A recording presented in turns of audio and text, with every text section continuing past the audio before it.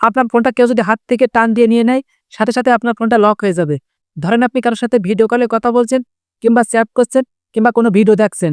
এখন সেই সময় যদি আপনার ফোনটা আপনার হাত থেকে কেউ টান দিয়ে নিয়ে নেয়, সে কিন্তু খুব ইজিলি আপনি কার সাথে কথা বলছেন কিংবা কি চ্যাট করছে কিংবা কি ভিডিও দেখছেন সে কিন্তু দেখে ফেলতে পারে। আপনার ফোনে আপনি জাস্ট ছোট একটা সেটিংস করে রাখুন। আপনার ফোনটা যদি কেউ আপনার হাত থেকে টান দিয়ে নিয়ে নেয়, সাথে সাথে আপনার ফোনটা লক হয়ে যাবে। কিভাবে এই সেটিংসটা আপনার ফোনের ভিতরে আপনি করবেন চলেন দেখে দিই। ভিডিওটা শেয়ার করে আপনার কাছে রাখুন, নয়তো ভিডিওটা আপনি পরে নাও পেতে পারেন। এর জন্য আপনার ফোনের সেটিংসটা ওপেন করে নেবেন। এরপর সার্চ বক্সে ক্লিক করবেন। আপনারা সার্চ বক্সে লিখবেন থিপ প্রোটেকশন।